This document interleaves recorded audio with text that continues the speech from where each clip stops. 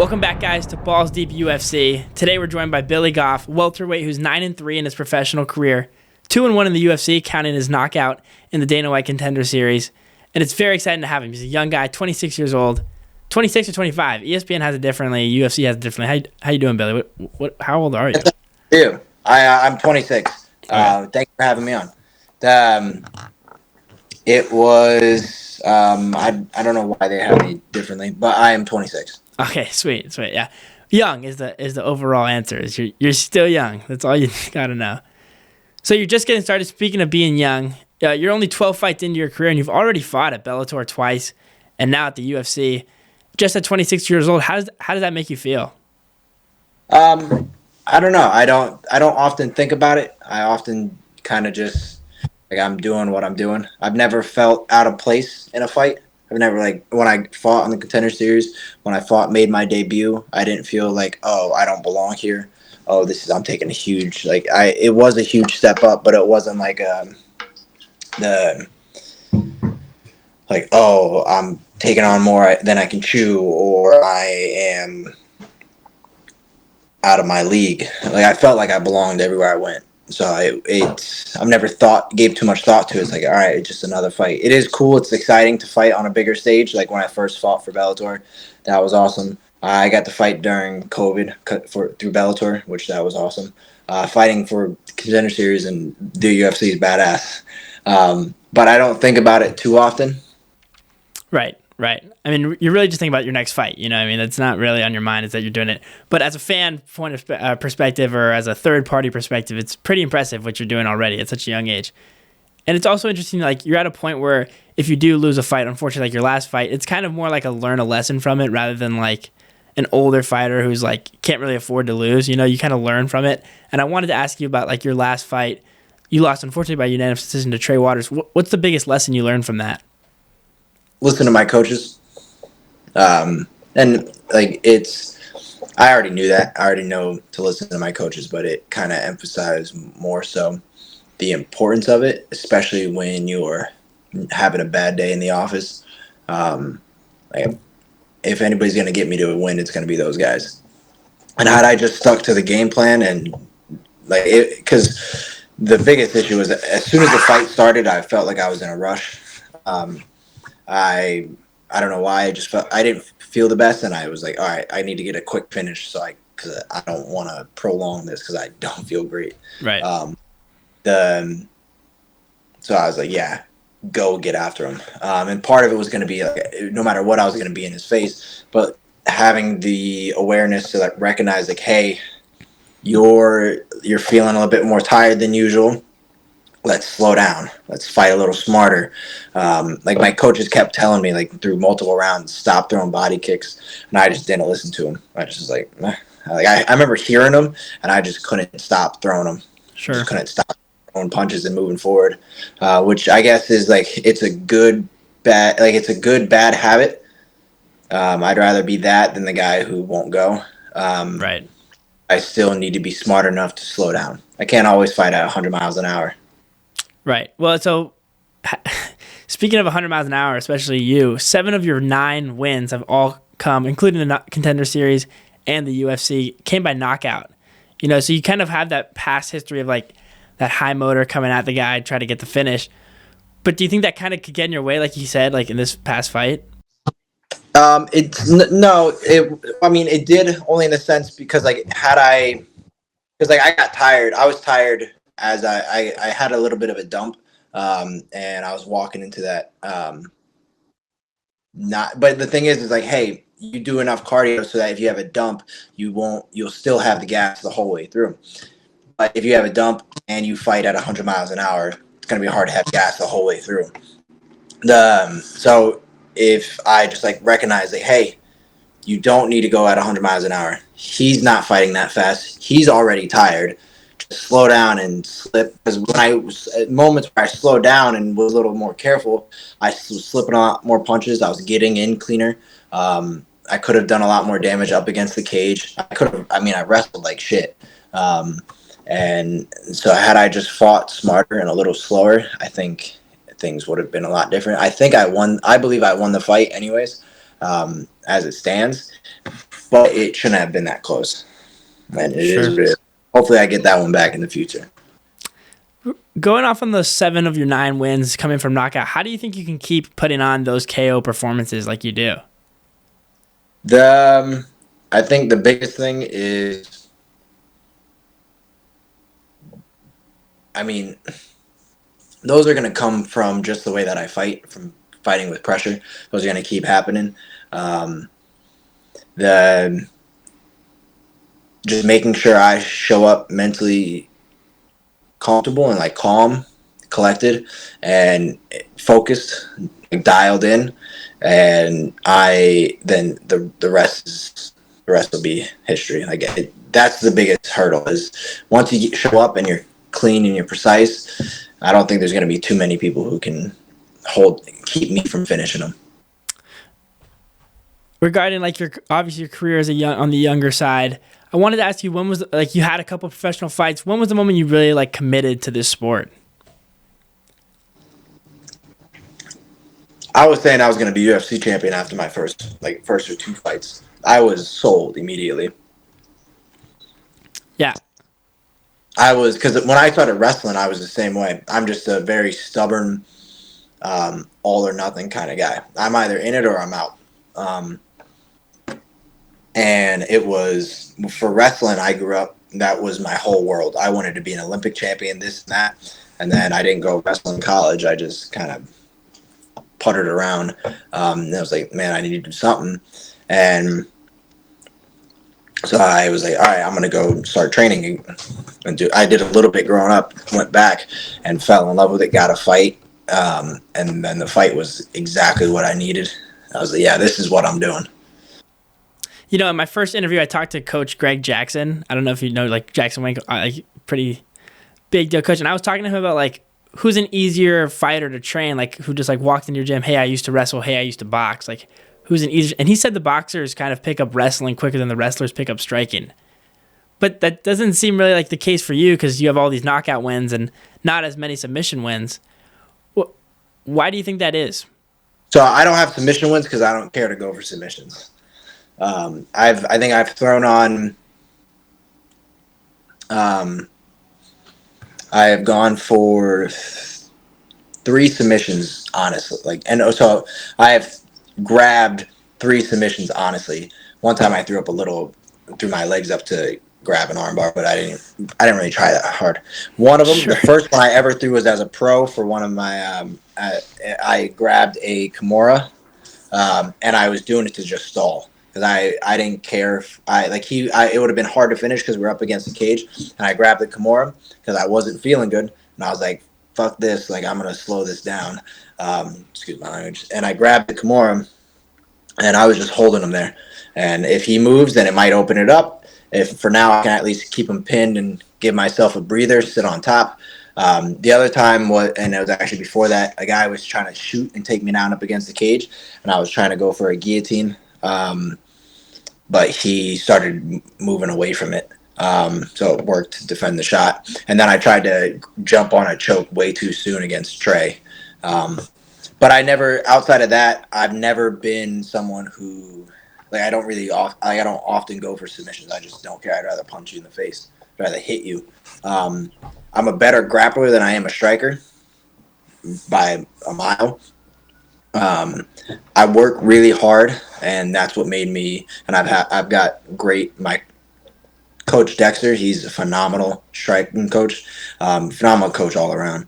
And my teammate Austin, who's a phenomenal striker, has helped me. That's what made me the striker that I am. Majority of guys who come from wrestling to striking, the reason they struggle is because they're stiff.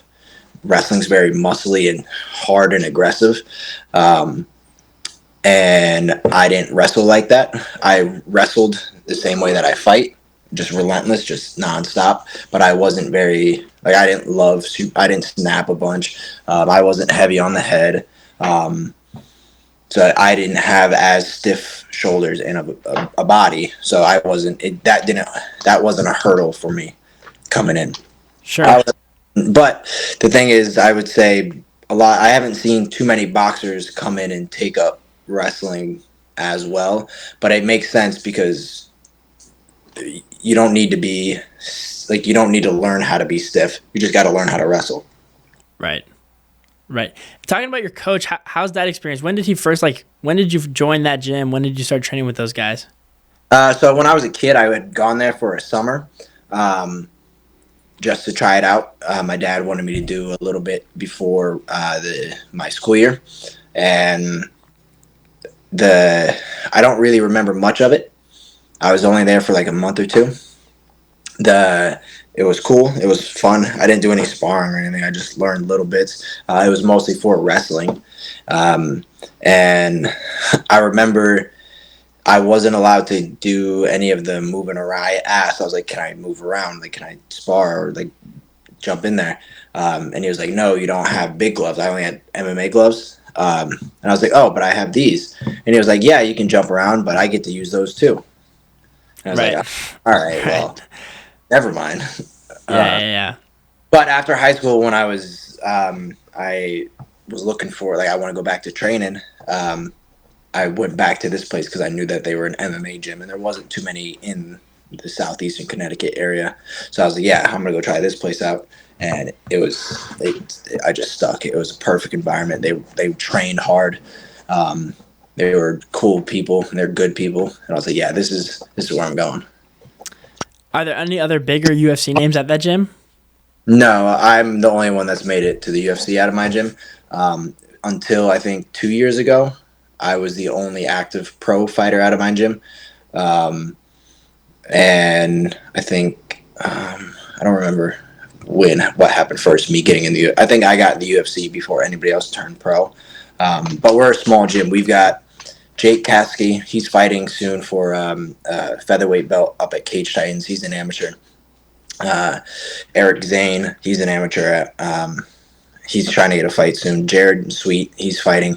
He's an amateur as well. And then we've got Randy Francis. He turned pro. Austin Shala, he turned pro. Austin's my main training partner. He's the one that's fucking lights me up. Yeah. So we've got 6 active fighters. So, and that's a third of the gym. We have a very small gym. Our mat space is like 800 square feet. We're expanding it a little bit, but it's not set up yet. But we've got a very small, tight-knit family gym. And I was going to ask you, obviously, like the tight-knit family gym, that might not always be like a bad thing. You know, it must be cool for you to kind of step in there, kind of take a leadership role, honestly, as like the guy at the UFC who can like kind of coach up the other guys, but also kind of learn from other people too. It's an interesting environment for sure. Can you talk about that? Absolutely. My cat is my food. Nice. Her name's Lucy. She's a sweetie. I'll talk to her next time. Yeah. So I unfortunately, like, it's not unfortunate. I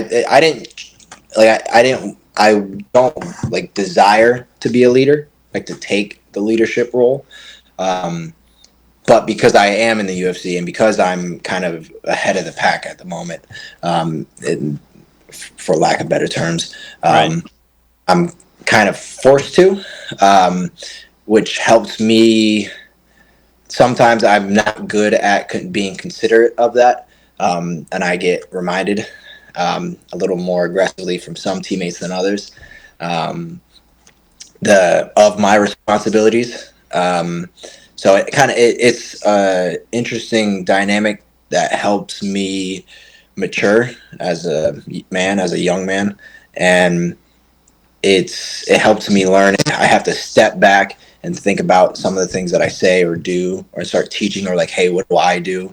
And now I have to start breaking my stuff down more, because I've only been striking for 8 years, which sounds like a long time, but for some people, they've been doing it for 20. Like, I've been wrestling for almost 20 years now, and striking to wrestling, but it's cool. My favorite part about it is like being able to help out my teammates or my friend. Like, I've got like friends in the gym who don't fight, who've done a couple smokers, or they want to fight, whatever it is. It's like, hey, use my name, like drop my name wherever you can. Any Yeah. resource that I've got or that I can be for my teammates, I love to be, like, because I'm only going to have this for so long, however long that is. I'd like it to be a long, successful career. But regardless of how long it is, use me as a resource because I'm here for it and I'm cool with it. And so that's awesome. I love being able to do stuff, to use my position to help my teammates in some ways. Like, oh, hey, I learned this at the PI. We got to start doing this. Hey, someone taught me this. We use this thing called the Micah at the PI. He's a psychologist. Sports psychologist. So, and I've been working with him for a while. And we use this thing when you're in, like, before the cage, like when you're in the cage, backstage, all over the place, at practice, at home, in life in general. When you're feeling out of it and you're sitting on an anxious thought, like, oh, am I going to lose? Like, oh, am I going to miss weight? Or am I going to do well in this interview for a job? Whatever it is, it transcends across life. It's coming back to the present moment, focusing on what you can do right now and what you should be doing right now. And we call it anchoring to the moment. So now we're using that as cues for all of us. Other things that we're learning about, like heat acclimation, dieting, and we've all been working out and doing a lot for a long time. Like my coach knows a lot. We all know a good amount, but being able to get information from many different sources it helps you. Yeah, the anchoring thing's very interesting because, like, I look at myself as, like, a journalist, like, in college, like, learning, and I'm like, oh, crap, like, will I make it to something? Will this page go viral? Will something blow up? And it's kind of like hey, like, just get this interview done and post it and do it because that's all you can really do right now. So I really do like that. I'm going to take that into my own life for sure. It's pretty sick. Absolutely. Like what I've started doing too is, and anyone else can take this and do it in any form or fashion. You can use little sticky things like little stickers. I have eyeballs, like sticker eyeballs, or like googly eyes placed throughout my house and at the gym, in my car, all over the place. I have one in the shower, and every time I look at it, that's a reminder like, hey, come back to right now, check in with yourself right now and get on the right path. Sure. And that's you have to be aware. You have to be, because it's a mental skill. It's like working out a muscle. You have to get rep after rep after rep after rep. And once you start doing it, more and more, you get better at it. And that's how guys who, like, if you watch those, did you watch The Sphere? Yeah. Did you see the heart rate stuff that they had going on? Yeah. Sean O'Malley and Marab are sitting at 44 and 52 beats per minute while they're sitting in the cage. Like the round starts, the first round they're starting at like around 50 beats per minute in a title fight in a massive arena with thousands of people around them. Yeah. To be able to be that calm in a situation like that is extremely impressive. And that's what they do. They've got a mental process that's getting them dialed and focused and relaxed. Yeah. And that's the goal. Yeah, definitely. I mean, it's definitely important. I feel like the UFC, especially, it's not really that, like, it's kind of a Captain Obvious statement, but it's very much mental more than it is physical in that sport. It's very much timing. It's very much like being calm like that. And you really will see people like gas themselves out because they're freaking out, like you were even just saying, because they think they need to get it done quickly, but it's really about slowing it down. It's interesting. And it's cool to see as like a fan. Like, obviously, I just started doing this. I do journalism. I'm studying that journalism in school. But like before I started like actually talking to fighters, I didn't really get that. And now I'm actually like hearing kind of their side of the story. It's pretty interesting. You'd be surprised to see how many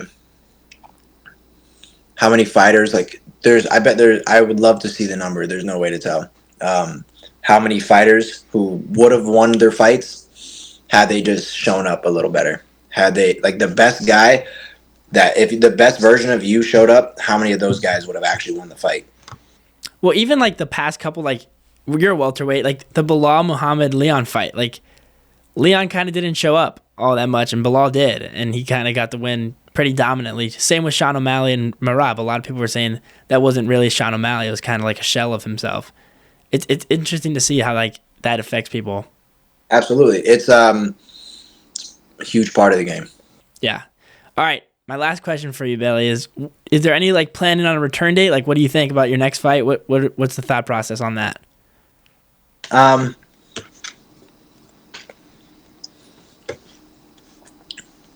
I would like to fight before the end of the year.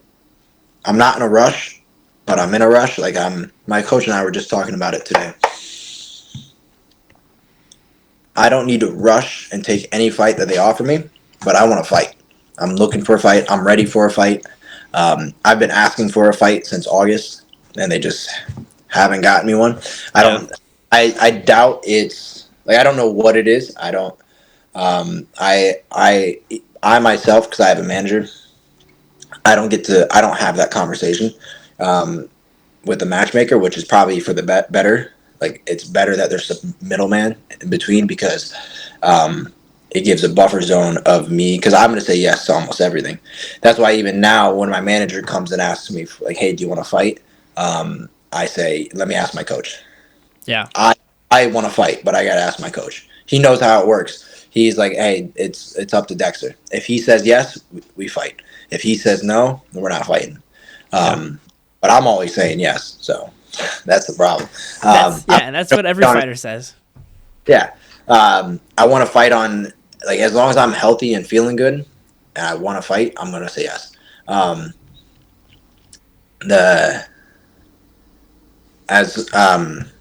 want to fight on MSG still.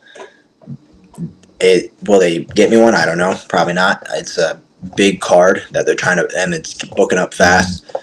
But maybe Paul Craig falls out and I get to step in short against Bo Nickel.